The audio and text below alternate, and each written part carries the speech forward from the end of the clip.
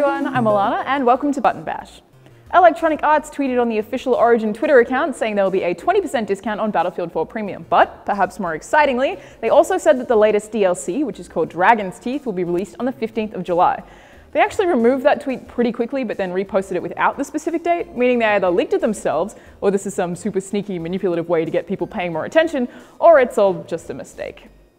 However, since the tweet was directed at premium members, if the date was correct, then it means Dragon's Teeth will launch on July 29th for regular players, because premium members get access 2 weeks prior to everyone else. As for the DLC itself, it'll add 4 new maps set in Asian cities, 5 new weapons, and a whole lot more.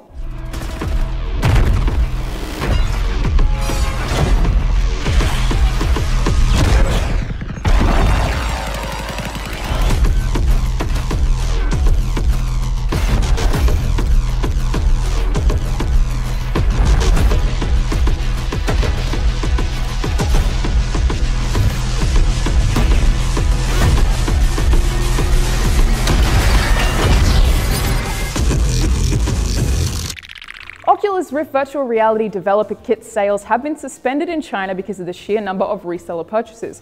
This basically means that people have bought the Oculus Rift and are reselling it within China at a much higher price than they actually bought it at, solely to make a mean profit.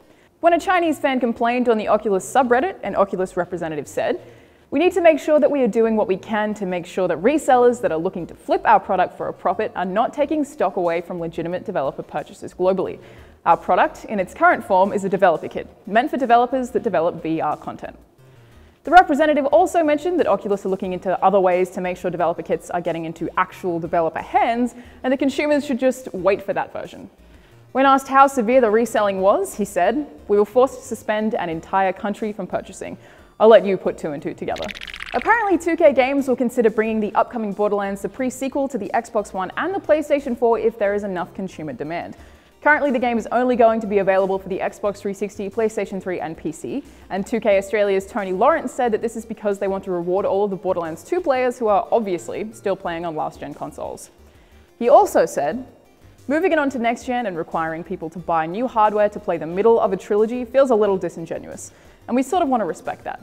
Gearbox head Randy Pitchford also pointed out that when the pre-sequel was announced, Borderlands 2 had actually sold more units than the Xbox One and PS4 consoles combined, so it seems like pretty fair logic. The only thing that isn't explained here is that there are plenty of games that are just available on both, like Assassin's Creed 4, for example. I'm not going to pretend to know exactly how it works, but a whole lot of other studios have released their games on both last-gen and new-gen, including re-releases of The Last of Us and Grand Theft Auto 5. Borderlands the pre-sequel is set to release on October 14th, though. Hey kids, Jack here. Sup? It's time we got real. It's time we got real about the moon. Super cool tip number 1, stay in the air. Elpis has really low gravity, so why bother taking cover when you can just double jump into the air and kill all the bad guys before your feet even touch the ground. And while you're up there, tip number 2, don't forget the power of the slam. Just crouch in the air and you'll plummet toward the ground like a meteor made of badass and love. Do it when you're above an enemy and they'll friggin' feel it.